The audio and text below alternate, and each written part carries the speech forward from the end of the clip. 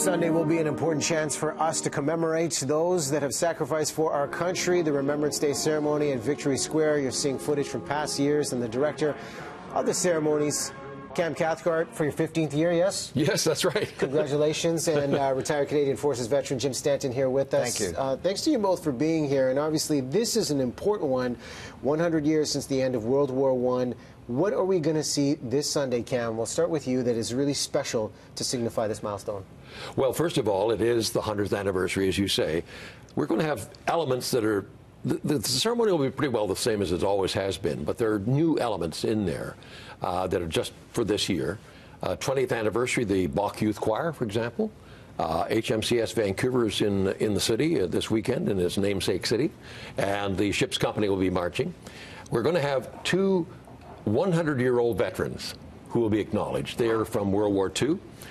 Both of them are veterans of the RCAF. We're going to have a Silver Cross mother who will be laying a wreath on behalf of other mothers who lost sons or daughters.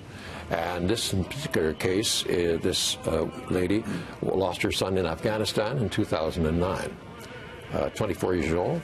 In fact, he was with the regiment that my friend Jim was involved in. And Jim, when you see all of these people gathered together, and obviously a milestone year here in 2018, what does this mean to you after 27 years of service? And thank you for your service, to see people come out and honor you and those that have sacrificed. Yeah, I think it's really important that we remember that we've had veterans now, many of them from the Korean War, the peacekeeping missions, and Afghanistan, the longest war.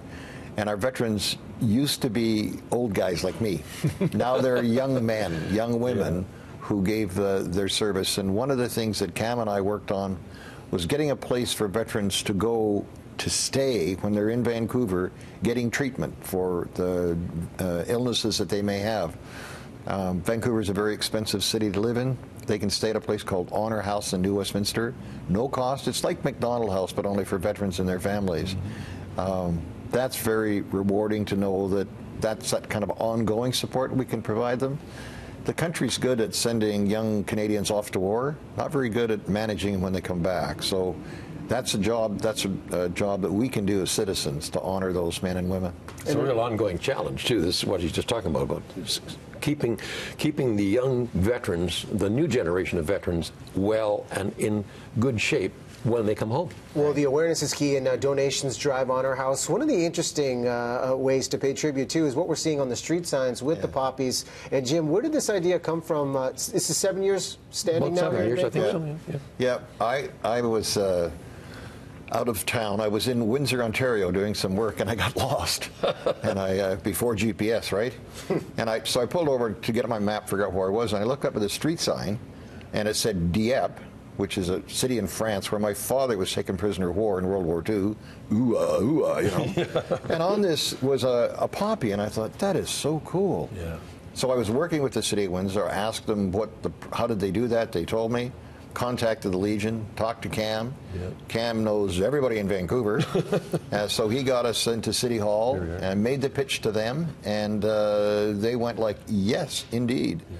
Yeah. I spent 3 years, a couple of years ago, in Labrador, and got the same program going there, got the poppies on the signs there. So it's a real legacy and a nice tribute to our young veterans, and a reminder of the sacrifice that these men and women have made. And a special tribute with bells ringing across the country. That's correct. This time, Cam? It'll start in Newfoundland and move itself across as the time changes.